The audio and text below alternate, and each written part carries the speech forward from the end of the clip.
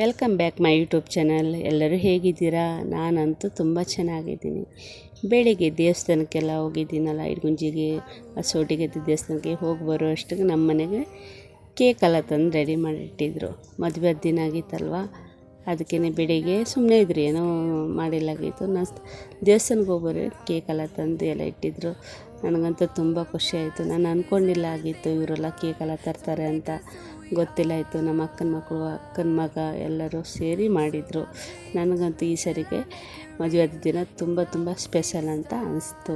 ತುಂಬ ಚೆನ್ನಾಗಿ ಅನಿಸ್ತು, ನನಗೆ ಖುಷಿಯಾಯಿತು.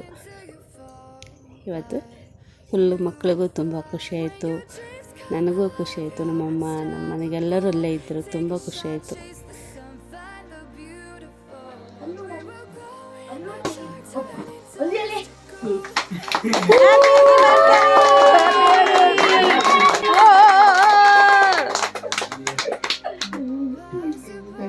ಹೋಯ್ತು ಬರಬೇಕಾಗಿತ್ತು, ತರಕಾರಿ ಕಾಯ್ತಿತ್ತು ಕೇಕು.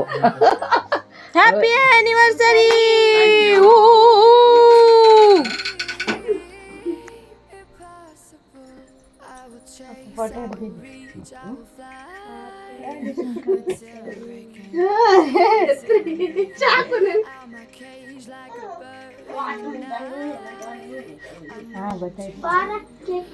ರಾಜೇಶ್ ಅಲ್ಲದ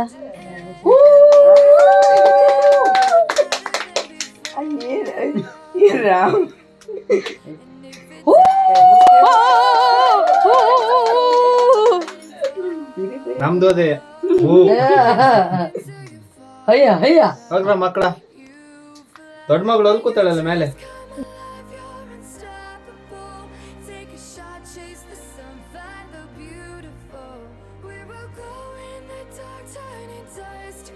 ಎಲ್ಲರೂ ಸೇರಿ ಎಂಜಾಯ್ ಮಾಡಿದ್ವಿ. ಸಖತ್ತಾಗಿತ್ತು ಈ ದಿನ, ಮಾತ್ರ ನನಗೆ ಮರೆಯೋಕ್ಕಾಗಲ್ಲ. ಮತ್ತು ಮಕ್ಕಳು ನನಗೆ ಗ್ರೀಟಿಂಗ್ಸ್ ಕಾರ್ಡೆಲ್ಲ ಮಾಡಿದರು, ಅದು ತಗೊಂಡು ಬಂದು ಕೊಟ್ಟಿದ್ದಾರೆ. ನೋಡೋಣ.